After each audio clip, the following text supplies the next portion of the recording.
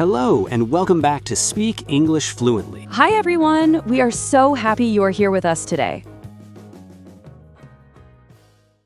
I'm Adam. And I'm Anna. So, Anna, tell me, do you get nervous when you meet someone for the first time? You know, at a party or a conference? Oh, definitely. It can be so awkward, even for me. Awkward? That is a good word. You mean uncomfortable? Exactly. Uncomfortable. You don't know what to say, and maybe you feel a little shy. That is what we call awkward. Well, don't worry. Today, we are going to help you with that. We're talking about first meetings. Yes, we want to show you how to break the ice. Break the ice? Anna, we aren't in the Arctic. Can you explain that? No. To break the ice is an idiom. It just means to start a conversation with someone to make everyone feel more relaxed. Ah, I see. To break the ice, to start the conversation and stop feeling shy. That is very useful. Awesome. I think this lesson is going to be very useful.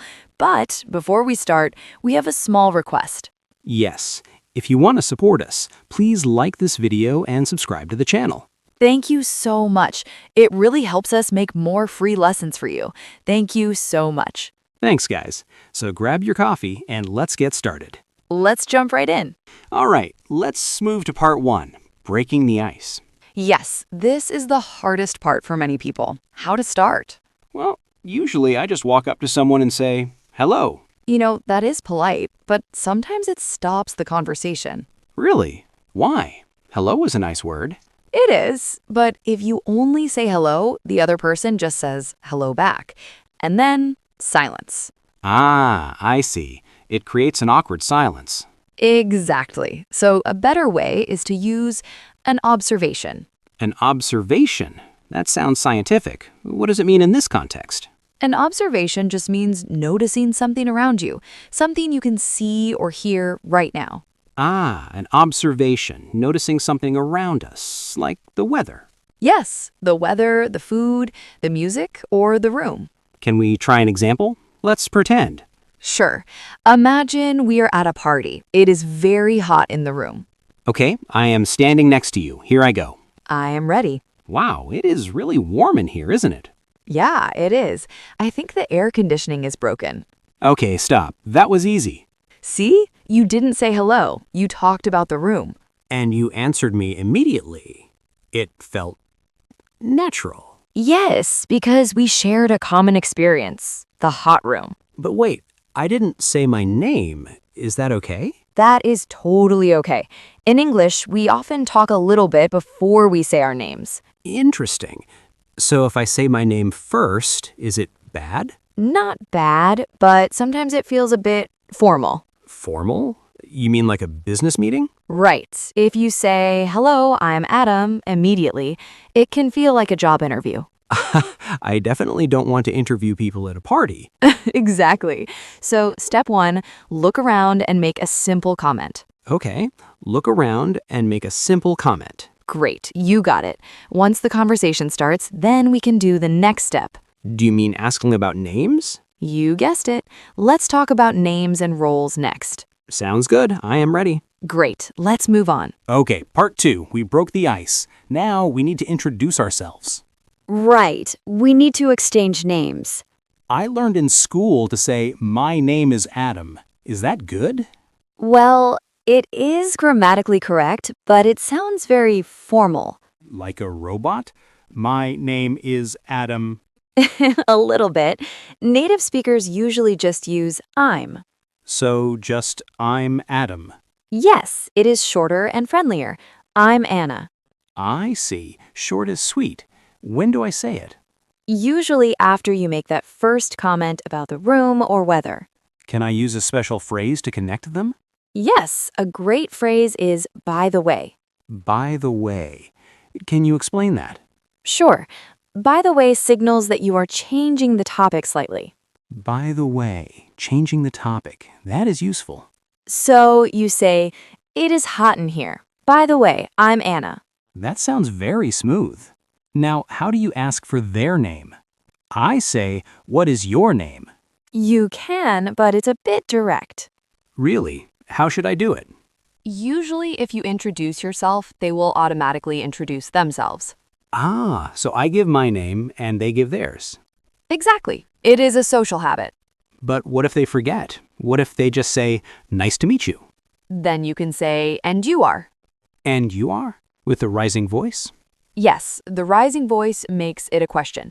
And you are? And you are. I like that. It's short. Or you can say, I didn't catch your name. I didn't catch your name, meaning I didn't hear it. Precisely. It is very polite. Okay, so I use I'm Adam and I use by the way. Perfect. You have the name. Now what? Now we need something to talk about. We cannot talk about the weather forever. True. We need to find common ground. That is exactly what we will do in part 3. All right, part 3, finding common ground. This sounds important. It is very important. This is how we move from strangers to acquaintances. Acquaintances. That is a long word. It is. An acquaintance is someone you know a little bit, but is not a close friend yet. Acquaintance. Someone you know a little bit. Got it. So how do we do that? We need to find a link. The best question for a social event is, so how do you know the host? The host. You mean the person who invited us? Exactly. If we're at a party thrown by John, you ask, how do you know John? Ah, that is smart, because we both know John. Right. It's an instant connection. What if we were at a conference or a coffee shop? There is no host. Good point. Then you can ask, is this your first time here? Is this your first time here? Simple. Yes. If they say no, they'll tell you a story about a previous time. And if they say yes, we can talk about how everything is new. Precisely. You're finding common ground. Can I ask about their job? That's common ground, right? You can, but be careful. What is your job can sound boring. Really? I thought that was a standard question. It is standard, but a better, more natural phrase is, what do you do? What do you do versus what is your job? What do you do feels softer. It sounds less like a government form. Okay, I don't want to sound like the government. Or if you want to be really cool, ask, what keeps you busy these days? What keeps you busy? Oh, I like that one. It's great because they can talk about work or school or even a hobby. It gives them a choice. That is very polite. Yes, it makes the conversation open and free. So, how do you know the host or what keeps you busy? You're learning fast. Okay, so we asked the question, now they're answering.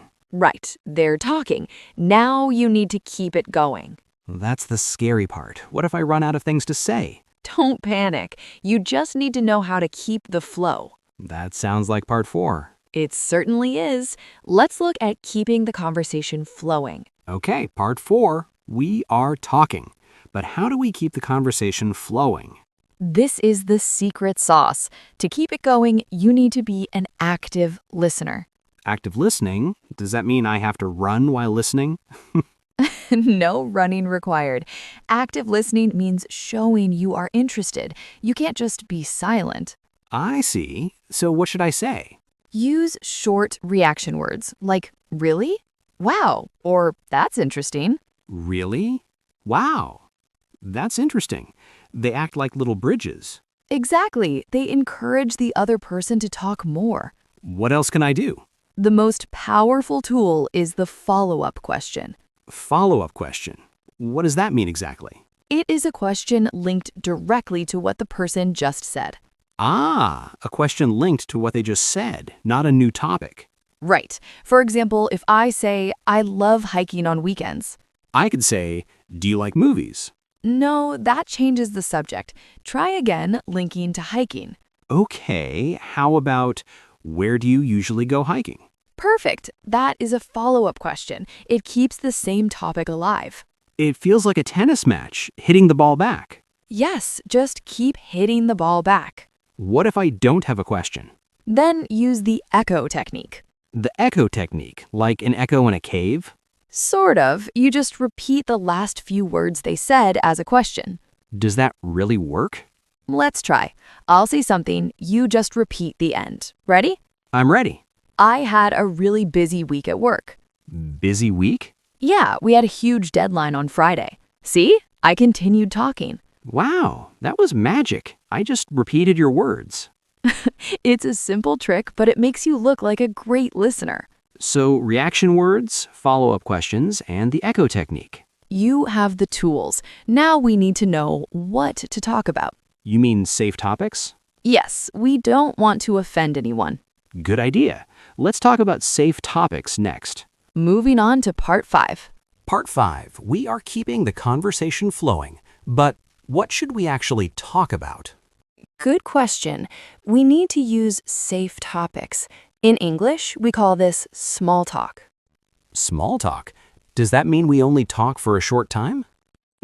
Not exactly. Small talk means light, casual conversation. Nothing too deep or serious. Ah, small talk. Casual conversation about light topics. Yes. To remember safe topics, you can use the acronym FORD. Ford? Like the car company? No, it stands for family, occupation, recreation, and dreams. Okay, let's break that down. F is for family? Yes, you can ask, do you have any siblings? Or do you live near your family? Easy enough. O is for occupation, that is work, right? Correct. We already practiced what do you do? And R, recreation. That sounds like a difficult word. Recreation just means hobbies, things you do for fun. So questions like, what do you do for fun? Or do you play any sports? Exactly. People love talking about their hobbies. Okay, and the last one, D for dreams. Yes, like travel plans or future goals. Where do you want to travel next? So FORD, family, occupation, recreation, dreams. That is a great map. Now, Adam, there are also topics you must avoid. Oh no, the danger zone. What are they? We usually avoid politics, religion, and money in the first meeting. Money? Like asking how much is your salary? Oh, never. That is very rude in English culture. I see, it's too personal. Exactly. Keep it light. Stick to the weather, food, or hobbies. What about compliments? Can I say nice things? Yes, but compliment things they chose, like their clothes or style. So, I like your tie is okay? Perfect. But you have beautiful eyes might be too much. Too romantic for a first meeting. Exactly. You don't want to scare them. Okay, safe topics only. But now the party's ending. You need to leave. How do you say goodbye without being rude? That's the final step, part 6.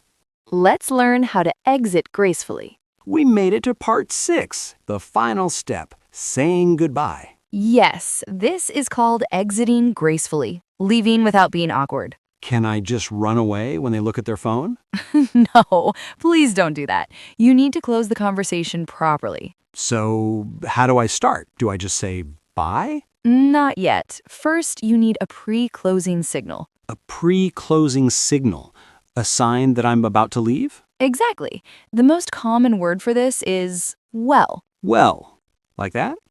A long sound? Perfect. You say well and maybe look at your watch or your empty cup. I see. The pre-closing signal, saying well and checking my watch. Right. Then you need to give a small reason. A reason, like, I need to go to the bathroom. That is a bit too honest.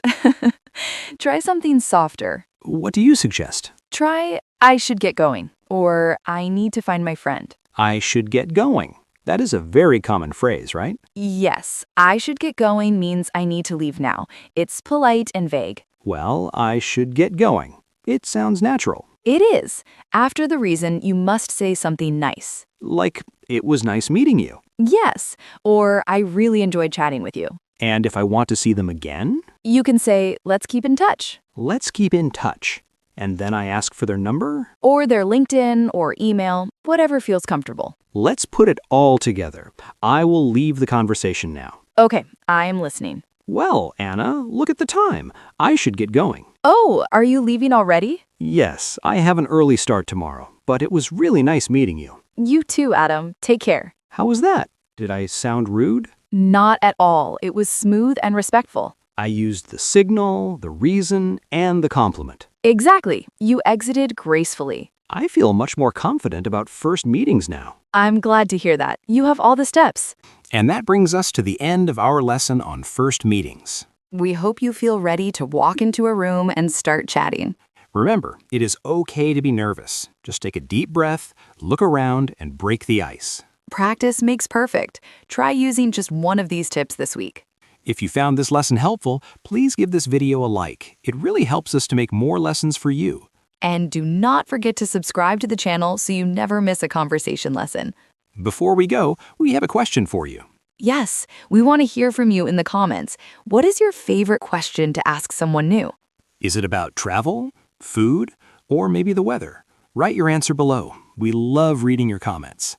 Thank you for listening, everyone. Good luck with your first meetings. See you in the next lesson. Bye.